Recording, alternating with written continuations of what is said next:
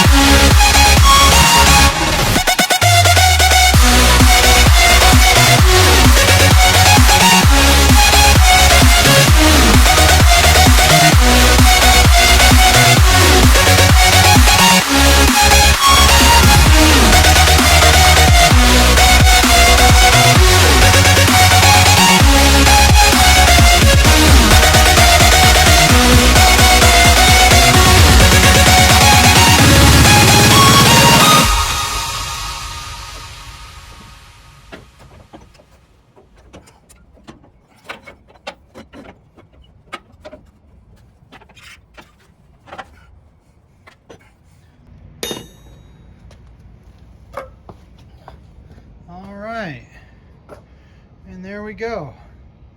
We got the strut out. Okay. Okay. Getting that strut out was a bitch.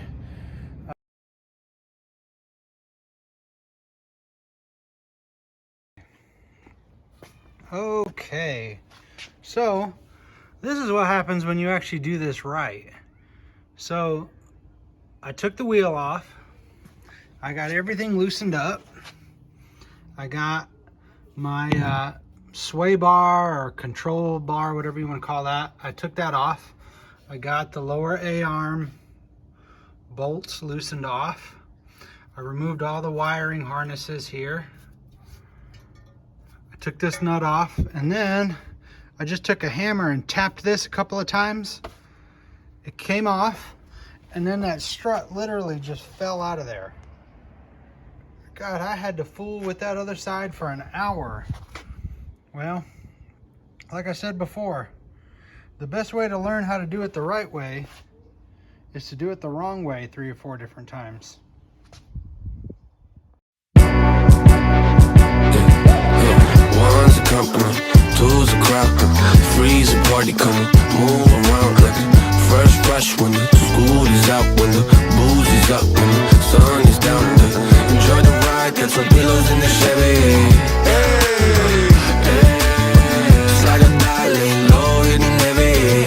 Hey, hey, take your time, let me know when you're ready. Hey, hey, couple months I've been messing with this steady. Open for plans tonight. Lost in the afterglow. Oh girl, your love for me keeps calling me, so I'm calling you. Lord, give me life to find. I long for your company. Oh girl, your love for me is a part of me, my biology. Yeah, yeah, yeah, yeah.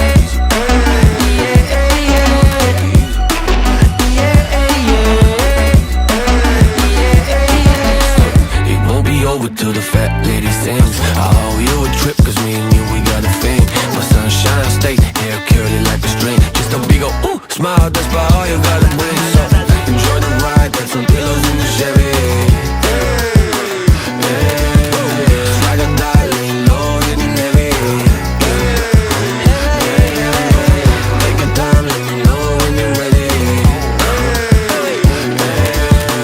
Couple months I've been messing with you steady. Open for plans tonight. Lost in the afterglow. Oh girl, your